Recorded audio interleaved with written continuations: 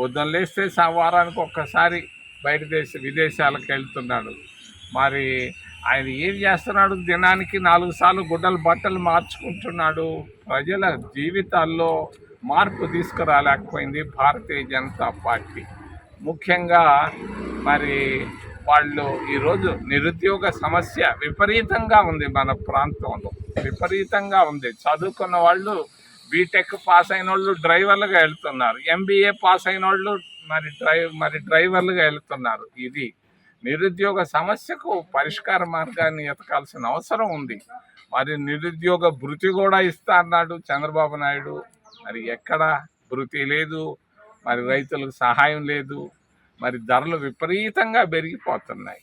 మరి పేదవాడు కనీసం 3 పూటల్లో ఒక్క పూట కూడా భోజనం చేయలేనటువంటి పరిస్థితులు ఉన్నాయి.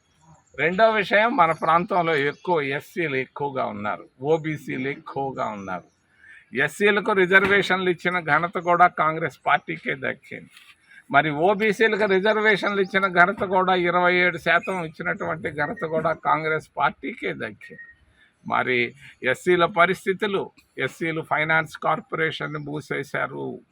మరి ఎస్సీలు ఫైనాన్స్ కార్పొరేషన్ మూయడమే కాదు, ఎస్సీ విద్యార్థులకు స్కాలర్షిప్లు కూడా రావటం లేదు, ఓబీసీ విద్యార్థులకు స్కాలర్షిప్లు రావటం లేదు. చదవాలన్నా కూడా వాళ్ళు పోయి కష్టాలు పడుతున్నారు.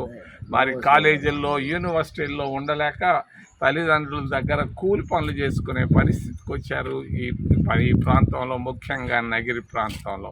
నగిరిలో పవర్ బిల్లులు ఉన్నాయి, వాళ్ళకు కూడా సమస్యలు ఎన్నో ఉన్నాయి. ఆ సమస్యలు మరి వాటన్నిటినీ పరిష్కారం చేయాల్సిన అవసరం కేంద్ర రాష్ట్ర ప్రభుత్వాలపైన ఉందని తెలియజేస్తూ మరి వెంటనే రైతులను ఆదుకోవాలని కాంగ్రెస్ పార్టీ తరఫున డిమాండ్ చేస్తాం. ఏదైనా ప్రశ్నలు ఉంటే అడగడం మిమ్మల్ని చేతులు ఇచ్చి ప్రార్థిస్తాం.